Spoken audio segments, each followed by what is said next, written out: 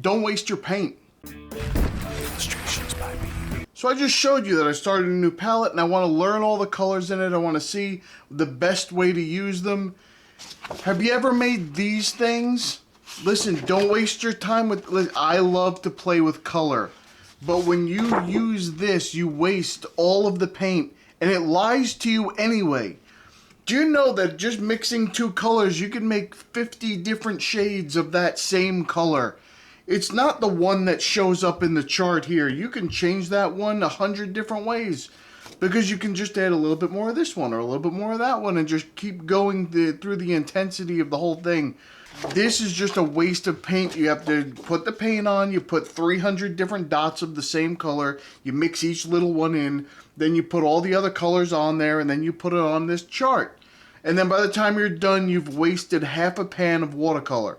What I've found is that I like to create... Okay, now you know I hate rules. I don't like to give myself rules with art, but I do for doing this. So what I do is I say, okay, any color that hits the page has to be a mixed color. It just can't be a straight color from the pan. It has to be mixed, and that's how I learn my palettes.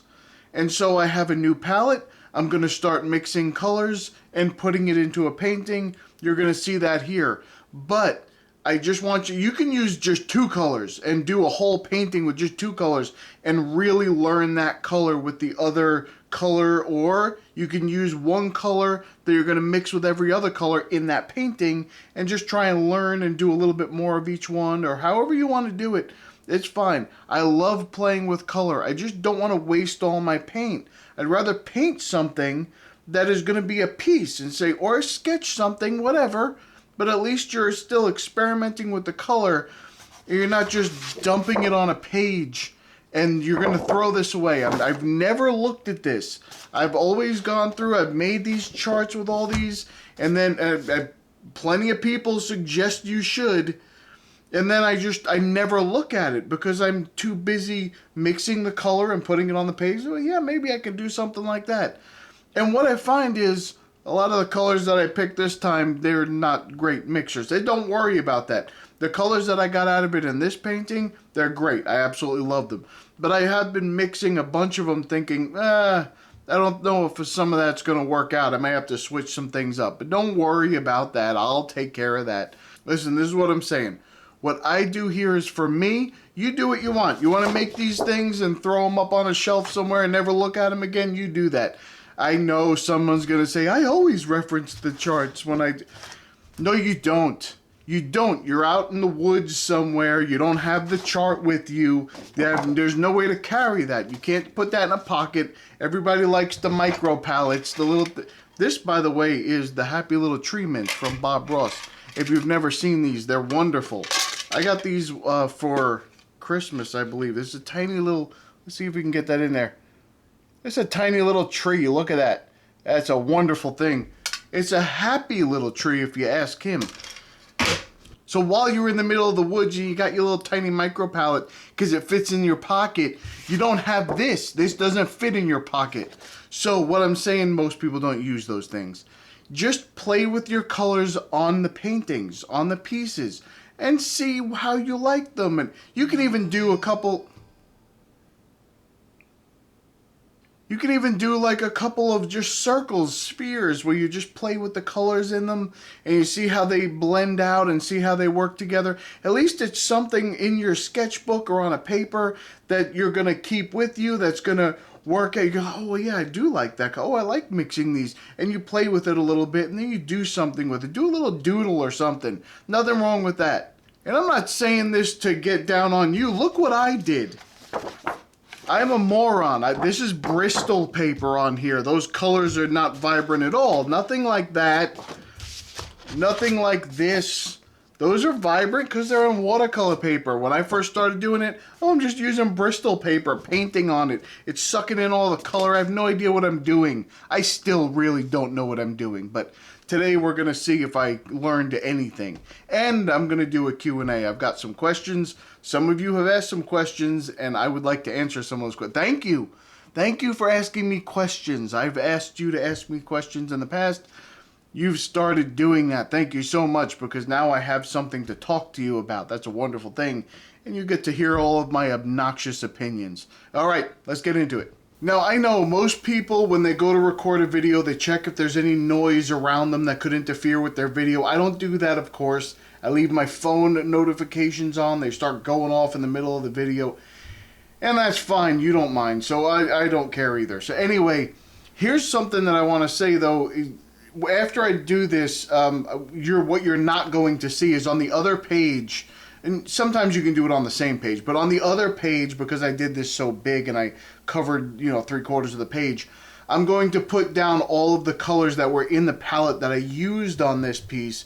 That way I can always reference which colors I used in the piece. You either want to write them down, or you want to at least make little color marks to say, hey, these are the colors. Sometimes you can do just little swatches, just like a straight line of each color, and then just write down what they were. That way you know what you used in the piece, and that's wonderful. So that's just a little tip in case you're wondering, well, how do I even know what colors I used here? You can write down each mix, but I don't do that because really, I'm never going to get exactly the same color again. I'm going to mix those colors and try and get something, and it's okay. I like to play with the color, so I don't mind experimenting anyway. And I also have a video showing me which colors I mixed, because you're watching it right now. So I have an advantage there. If you want to record yourself making something, even if you're not going to put it up anywhere and just use it for your own reference, you could always do that too. Alright, so let's get to the cues. So Gods and Heroes said, well, first she said that she wasn't expecting to get into the other video that she was in for the Q&A, but then she went and asked me another question.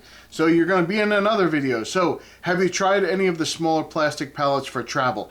Yes, I have. I've tried a couple, those little airtight ones that have like 16 wells in them. I've tried some of those.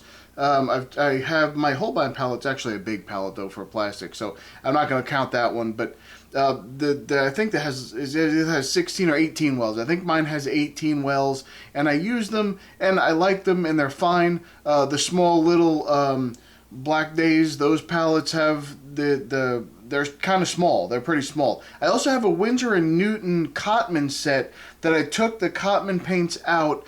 They were like, I think there were like 10 half pans, and what I did is, no, let me see what there was. I think there were 12 half pans in them, but I took them all out and just put 6 colors in the spaces. I took the half pans out, and then they turned into like a full pan size, and then I put 6 colors in there, and I've used that before. I think I've shown that on the channel before, so I have used them. I do like them. I don't mind them at all. I know sometimes the plastic doesn't, you can't really blend the color, or you can't really like paint out the color in it because it beads up real quick. And some people say, oh, use toothpaste and use sandpaper and use this and use that, use pumice and use whatever you use. It doesn't matter to me. It doesn't really bother me that the paint beads up. That never affects me. I don't know, everybody has a thing about that. They don't like that. I really don't care.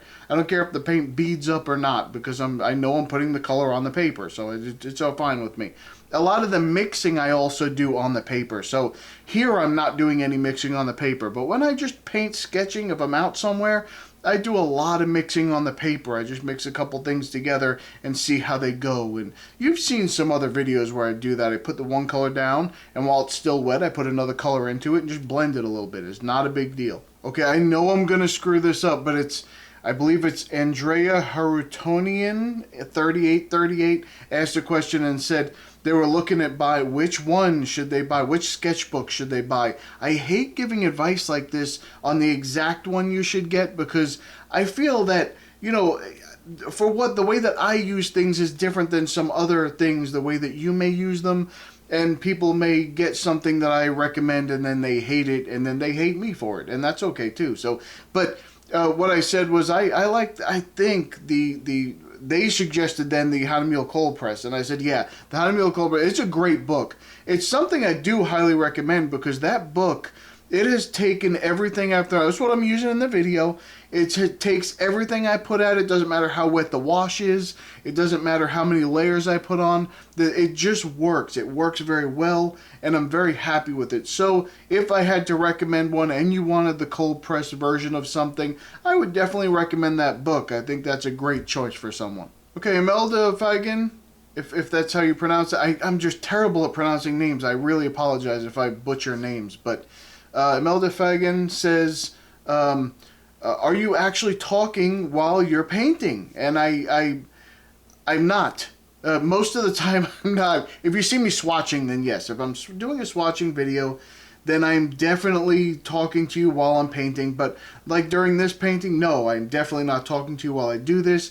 I have a hard time doing two things at once. I'm one of those special people. So if I do that, I'll concentrate on what I'm doing and either not talk to you, or I'll concentrate on talking to you and not pay attention to what I'm doing. And so I usually don't do that. I usually record the whole painting and then I throw it into a time lapse and then I talk to you like I'm doing now, while the older version of me, the past version of me, is still painting. So it's lots of fun. It's a wonderful thing. Okay, Sunny Character asked, they were considering trying the paper. It's 100% cotton. They were talking about the Be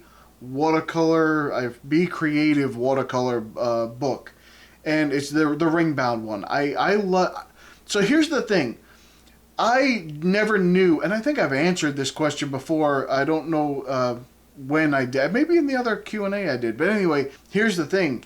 I never knew that I liked the paper. So what happened was I ran out of the paper. And then I was reaching for it, and I don't have it anymore. So I finished the book. I put it aside. And then every once in a while, I go to reach for it. I'm like, oh, I'd like to use that paper. So I didn't even know how much I liked it until it was gone, and I realized I don't have it anymore. Oh, I know. I need to go buy another one. So now I always have one that's being used. It's partial. As soon as I fill it up, I'll get another one to throw on the shelf because I grab for it once in a while, and I don't want to miss it, and I want to use it. So that's just so I do like that color, that Be Creative watercolor paper. I do really like it. What I remember from my experiences is I remember that it has both been very thirsty, where it needs a lot of water and it sucks it up. So if you're doing like a real big wet wash and you're trying to put some water on the paper first before you put some watercolor on, you have to put some water on and wait a second and see which spots dry up, and then put some more water on, and then you can start doing the wet into wet. And then it stays wet a little bit longer, so you have to dry it, make sure it's completely dry before you start going in with other stuff. So that's just how I feel about it. Okay, you have to forgive me. I think it's SMB Designs asked, they had ordered the 12 pan set. I believe this is talking about the Rosa Gallery paints. And when it's either the Rosa Gallery or it's the Black Days, and it's one of those two. But I think it was the Rosa Gallery paints. And they were saying that they found that they run through the pans quicker, because even just swatching, they run through the pans quick. Yes, I have noticed that. I don't know. I'm not sure how that is. Certain paints, you can use up the pans much quicker than other paints. I don't think it's because they're less concentrated. I don't think it's just because you're dipping into the wells too much. I think it's just because it sucks, when you go to wet, it sucks up a lot of paint on the brush immediately. So you tend to use the paints and you run it. And both of those paints do that for me. Both of them do that. So I don't remember which one this person's talking about, but they both do that for me. I go to wet them up and I use up the pans very quickly. I use a lot of paint when I use them. And I'm not trying to. It's just what happens. I'm not saying that they're less pigmented. They're absolutely not. They're wonderful paints. They're not less pigmented. They're wonderful. But I just use up the paint a lot quicker. And let me know down below if you have either of those two brands. Do you find that you use up the paints quicker than you do with other paints? Because I agree with that person. Now, just to add to that, if you are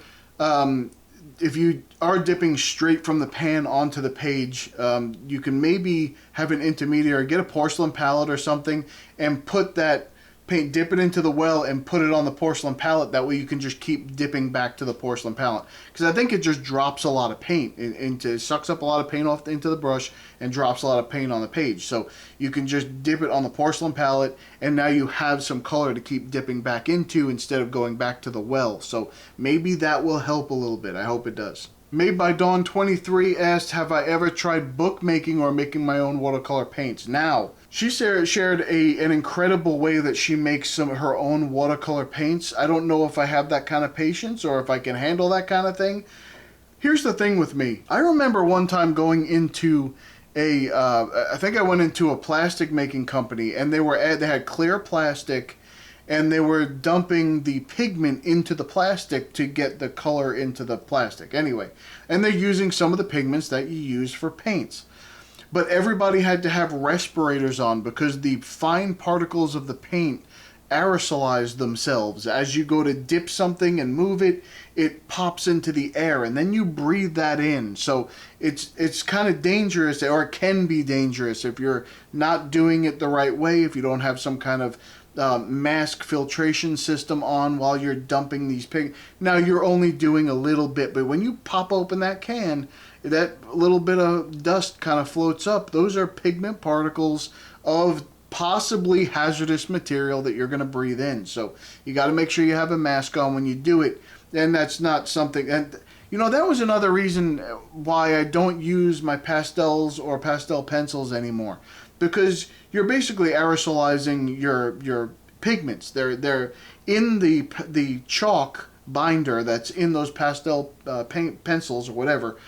And as you scribble away and that dust gets out there, a lot of people just blow it off the page. And that's it. It's gone. It's up in the air. Everybody's breathing it in. It's not good. You're supposed to you do it inclined so that as you're drawing the paint, the dust falls down into a holding tray, and then you got to carefully sweep it up. And some people will tell you, I've been using pastels for my whole life. I've never even heard of that. I've never taken those precautions, and I'm fine. So I'm not saying that it's definitely a problem. Just in my mind, it could be. It seems like it should be a problem. However, let's get back to this. Would I like to make my own watercolor paint someday? Yeah, I'm probably going to do that. I'm probably going to do something. It's going to be satisfying to me to use my own colors that I created myself, which is the part of the watercolor paint making that just is wonderful. The second part of that is the first part rather, was have I ever tried bookbinding? So I do the Zutter bind it all thing, and I do bind my own sketchbooks. I pick the colors and the papers that I want and put them into the book, and then I'm happy with it because I know now I don't do the book binding where you sew it and you put the signatures and all that stuff. I just punch the holes in it. I put a wire binding that crimps on, and it's good just like any other bound notebook or bound anything. Most of the bound sketchbooks you get they use the same exact method. So it's like the same thing, but if you don't like the wire binding, then you would have to do the whole sewing method. And I don't do that. I may one day, and then the glue and you put so I don't do that, but I do the other kind of book binding. So I do that kind of stuff. What Jen Wren asks, just curious, do you ever use the wide flat water brushes for large areas? I have a flat one, it's the Pentel one, but it's not the wide flat one. I don't like the wide flat water brushes. They don't seem to control the water at all. So even though I'm doing a large area where I'm just I just take a large flat brush that I have, dip it in water, and coat the page with the water that way. If I'm going to use a flat brush, I don't use the water brushes. So, and I have a couple of them. I had a couple of sets of them a while back, and I still have a couple of them, and the other ones I threw away. I did not like them at all. They were terrible. The ones that I currently have, I've used very sparingly. I don't really reach for those. I don't really like them. The Pentel that's the flat is not really a flat. It's kind of a round that was squished down a little bit. So it's more of a round brush. It's a flatter round brush rather. But anyway, there's just as long. It's not like the other ones are big and wide and the bristles kind of fray out. And I don't really like to use those. I do love flat brushes that are regular watercolor brushes. I use them all the time. It's actually when I don't paint on the camera and I don't make a video, I use either the dagger or the sword or a flat brush mostly when I paint watercolor with regular brushes. That's what I like to use. Now Nicole Perron 3315 I think is asking a question because I did a video where someone asked, can you make colors granulate or appear granulating? And now this person is asking me, do I know how to make certain colors not granulate? They don't like granulating paints. They try never to have their paints granulate. I have tried 100 different things, but I think the most that I've been able to do is to use, I guess, use not enough water on granulating paints, but I still see the granulation in the thicker areas. Some people don't. They yell at me and they say, I don't see any granulation. I still see it. I don't know of a way. If you know a way that you can stop watercolor paint from granulating, you put it down below and I'll put it in a video. I'll make the video and say if what you're showing me is real or you're just pulling my leg. But I'm saying I don't know how to make it not granulate if it's a very granulating paint. Maybe if it's just slightly granulating, maybe you can just not use enough water and it won't granulate as much, but really I have no idea how to do that. Okay, so Art with Alexander 5359 asks, where do you sell your artwork? Is it Etsy or eBay, a gallery, a private website? Nothing that they seem to have tried is working. My advice is not one to be taken seriously. You can't ask me that because I'm going to give you my opinion, but honestly, my opinion is only through my experience, and I have never been able to sell anything outside of my own personal website because people that are fans of the channel have gone and bought artwork from my website because of the channel. So my advice is always build your audience first and then put your art up for sale, because otherwise no one's looking to buy your stuff. They're not just, most art is not just where it's so breathtaking that someone has to have it. Because there are 100 different artists just on that page that they're looking at on a website, or in the gallery that they're looking at, or in the store that they're shopping that you've licensed your artwork out to. There are hundreds of artists that have just the same kind of painting, or very similar at least. You may have a unique style, but still very similar. So same area of kind of painting or whatever. So, but if you have a following of people, if you have people that are invested in you, that care about you, that want to see you succeed, those people will support you and they will start to buy your work. But I have never seen where, my experience anyway, I've tried to sell on Etsy. I ended up shutting that down. I think I tried to sell on Etsy for years and never sold one piece on Etsy. Never sold anything in eBay. I've never even tried a gallery. I wouldn't even know where to begin with that. And so I put my art on my website. If people want it, they look at it, they buy it. If they don't, then they don't. I've even done a couple of art shows and craft shows or whatever and put up prints of my work. Nothing. That didn't do anything. So I'm not the one to ask about that. You want to ask someone who's good at doing those things. I am not good at doing those things. So that's the person you have to go find and ask that. Wow, I can't help anybody. I understand why you don't ask questions anymore. I'm useless. I'm beyond useless. I'm not even giving you any kind of somewhat of an idea. I have no idea what's happening myself. So if you didn't get anything out of this video, including how I use this painting to learn my palette, and everything is just falling apart for you, you have no idea why you're even watching anymore, you could blame these people popping up on the screen. They pay me to put these videos out for you, and I think they just enjoy watching you squirm. So that's just how that is. You can thumb up the video if you have gotten anything out of this video at all. A laugh, maybe a chuckle, maybe just a superiority complex because you see a lot of the dumb things that I've said. That's fine too. You can thumb up the video for that. There's nothing wrong with that. I don't mind at all. Alright, if you would like to join our community, go to illustrationsbypete.com. You can come in, you can put your own artwork on the site and promote it. You can find some inspiration in the free reference photos. You can just use them however you want in your artwork. You do not need to credit me. Or you can come into the forums and talk to some people and maybe give some advice and maybe find a little bit of information that helps you. So come check us out. Alright, that's about it for me. I'm going to go. I'll see you in the next one. Bye.